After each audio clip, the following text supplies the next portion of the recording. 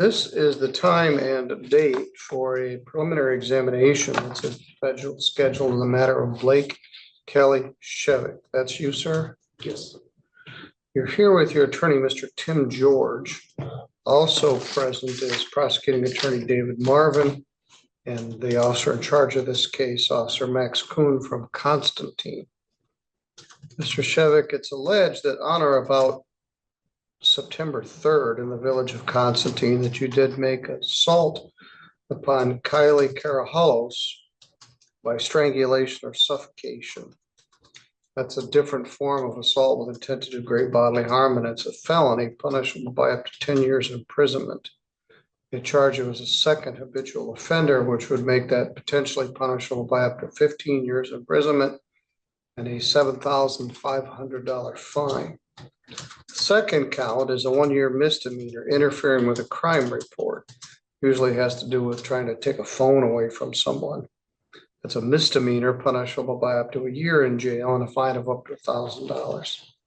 The final count is count 3, domestic violence or domestic assault. That is a misdemeanor. It's punishable by up to 93 days in jail and a fine of up to $500. Mr. Marvin stopped in a few minutes ago and advised me the prosecutor had offered to dismiss count 1 and count 2 if you enter a plea to domestic violence. That's a misdemeanor, as I indicated. There's also an exception under the law which allows the court to put a defendant in a deferral program if the prosecutor agrees. I can only do it with the prosecutor's consent. Mr. Marvin had indicated he would not object to me putting you in the domestic violence deferral probation. Is that correct, Mr. Marvin? Yes, it is. Mr. George, you have an opportunity to discuss that with your client? Yes, Your Honor. What does he wish to do here today? He wishes to take advantage of that offer, Your Honor. Well, let's talk about that for a minute. Would you say your name again for me? Blake Shouchitz. Shouchitz. Not. People's names are important, so I apologize. I was doing the best I could. Shouchitz. Kzieyzyc.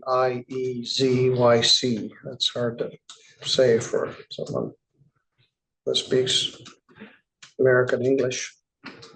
Anyway, if you plead to this charge, you'll be giving up your right to have a trial, and there will be no trial. Do you understand that? Yes, sir. If there was a trial, you'd have the right to be represented by an attorney. Mr. George has been appointed to represent you. You could also hire an attorney of your own choosing if you wished. If you had a trial, you'd have a right to have any of the witnesses for or against you subpoenaed to come to court so they could be questioned under oath. You would have the right to take the witness stand yourself and testify on your own behalf. But you don't have to, because you have a right not to testify. And if you did not wish to testify, the judge or jury could not hold your silence against you. And you have the right to be presumed innocent unless the state was able to prove your guilt beyond a reasonable doubt. Understand? Yes, sir. Other than this plea agreement where the felonies are being dismissed for a plea to the misdemeanor, did anyone promise you anything to get you to plead to this charge? No, sir. Or threaten you to get you to plead? No, sir. All right, there's a booking information sheet. There is no affidavit of probable cause. But did you get arrested on September 3rd at your girlfriend's house in Constantine? Yes. And had you and she gotten into an argument? Yes. And tell me what happened. Like I said, basically just got out of hand, both got out loud, and there was a little bit of altercation between us. And then when I was leaving, I met the officers at the steps going up. Well, there's more to this, but she claims you pulled her hair and tried to drag her back inside the apartment.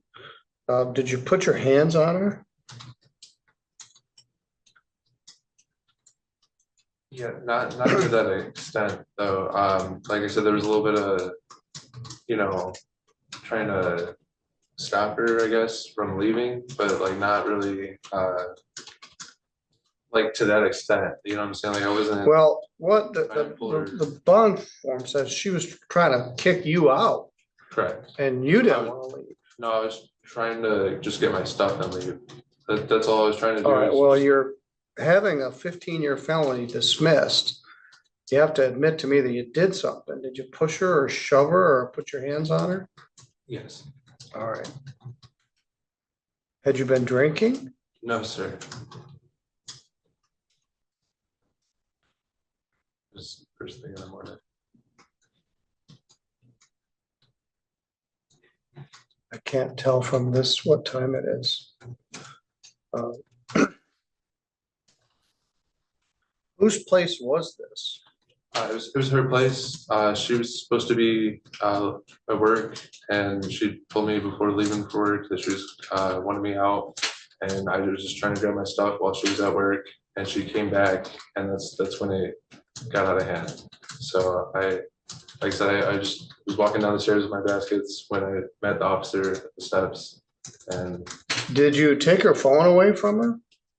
I thought she took my keys, so it was just like a petty thing. I wasn't trying to stop her from making any phone calls or anything like that. Well, she claimed you took her keys and they found her keys in your pocket. Correct, yeah. Okay. All right. I thought she threw my keys. It was the whole thing. It kind of, yeah. All right. Well, there's certainly more to this story. So you moved back to Indiana and she stayed in Constantine? Yeah, I live 2 hours away.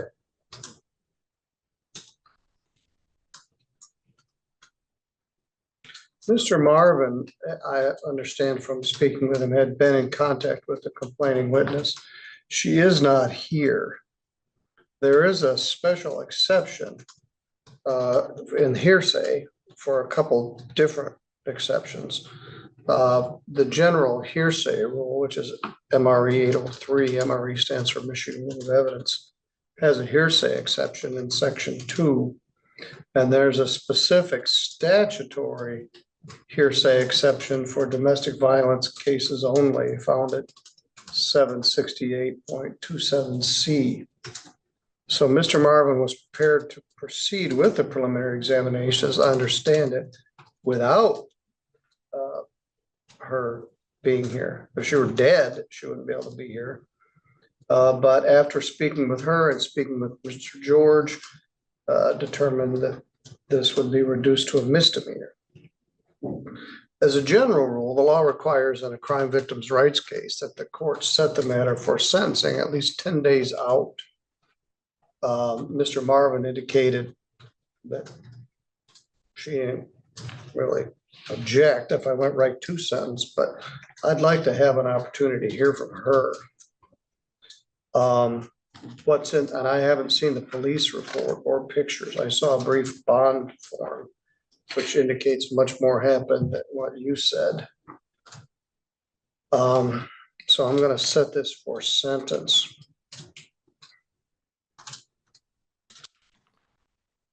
And let's find a date out a bit.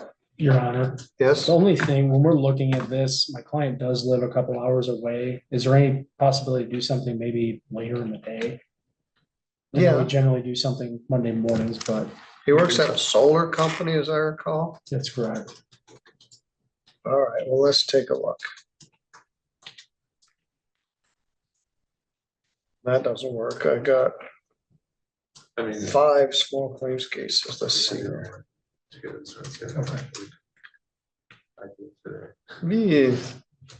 Your Honor, he just said that if we need to do something in the morning, he'll make it work. Well, I could set it on a Monday afternoon, but that's my small claims Monday.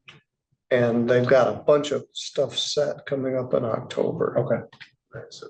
So 11, we can make 11 o'clock work. Which day, Your Honor?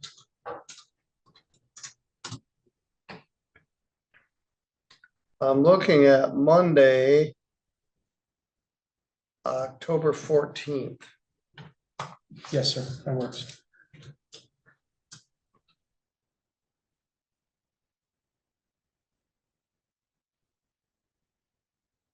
at 11.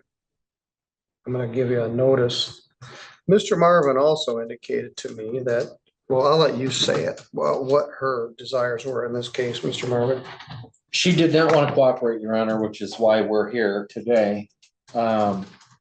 And she doesn't want him to get in trouble, but she agreed that this resolution is what we talked about was fair, and she thought that this was the way to go. So I'm glad it worked out. She wants him to be able to come back, and she said that she requested that the no contact be lifted. And I said that I would convey that that was her request if asked by the court.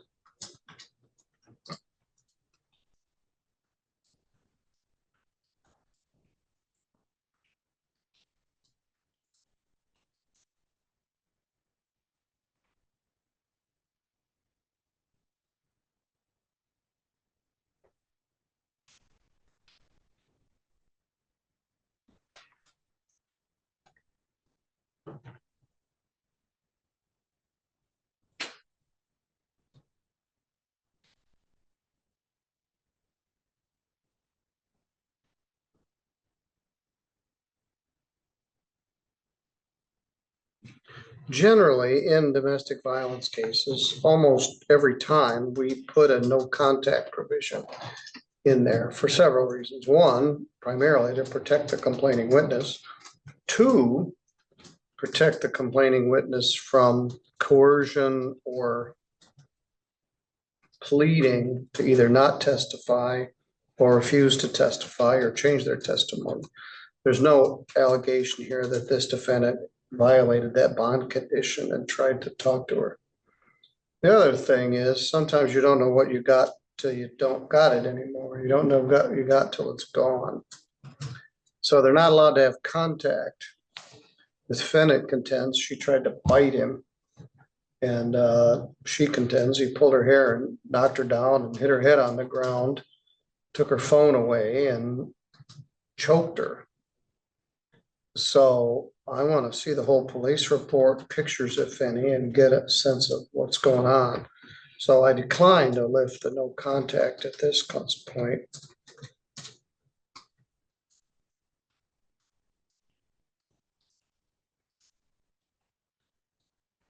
This deferral would include domestic violence treatment. It has to. I can't do the deferral unless you do a domestic violence or anger management. This seems more like a domestic violence case. And so we may have to do that at your end. You're 2 hours away. We may need to explore whether such programming is available in your area.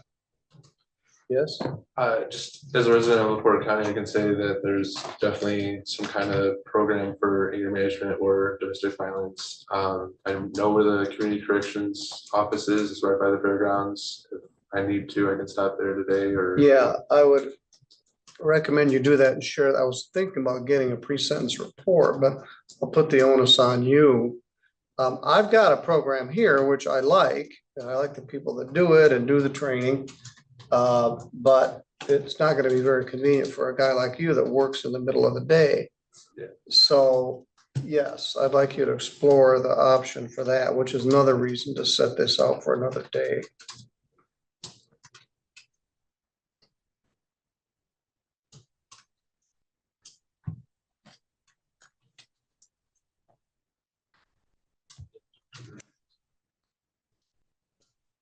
Are you on probation or anything in Porter County?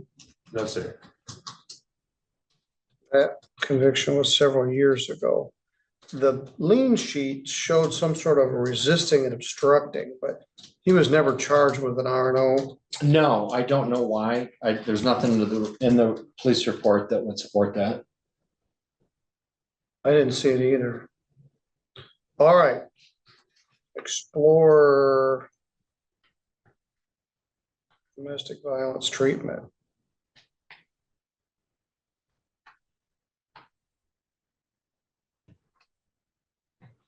Provide that information and phone number to your lawyer, and we'll get a head start on this. So if you give him that. All right, the good news is you're no longer charged with a felony and you are allowed to go back to the state of Michigan. Follow the deferral, you're gonna be eligible to have this charge taken off your record. But you're at this point still not allowed to have contact with a complaining witness. And I would really like her to be here that day, if we could get her here. Mr. Marvin, I would like a police report and any photos or anything like that. 911 or any of that stuff.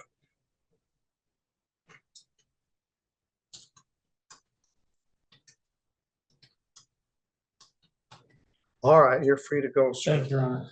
Thank you.